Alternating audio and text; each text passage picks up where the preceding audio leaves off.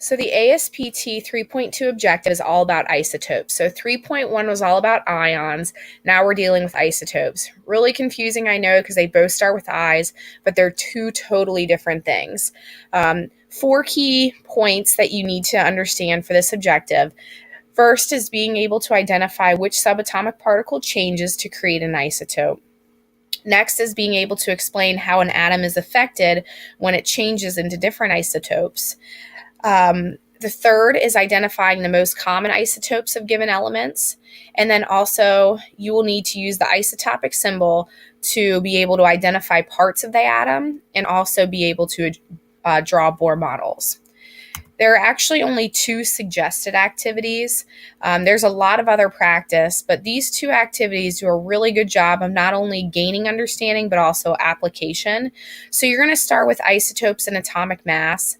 That activity hits kind of overall everything. So what is an isotope? What changes? What is an isotopic symbol? How do you write that? How do you find the most common isotope? So that is the one that kind of gives you the base knowledge for isotopes. And then when you move on to top secret atoms, you're going to be applying everything that you learned from that previous activity and then transferring it into top secret atoms. Top secret atoms is probably going to uncover some misconceptions that you have, which is intentional.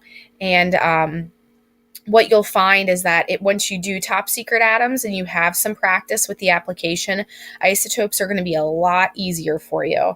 Now, there are other applications like puzzles and that kind of stuff after top secret atoms.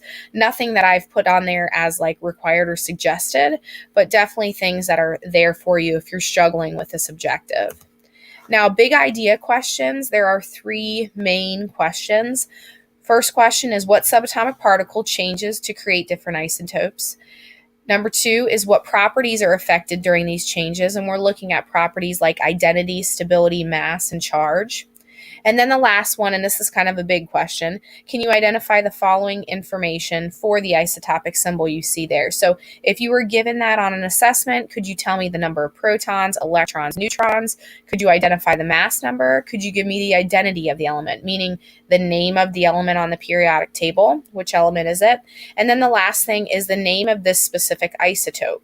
Okay, being able to name this isotope in particular is your kind of last thing that you will need to be able to do.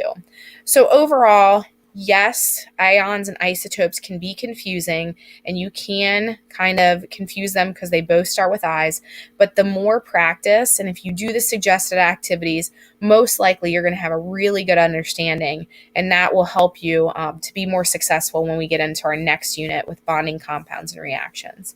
Please let me know if you have any questions. There are some confusing parts in here. I would love to help out and be able to help you. All right, good luck.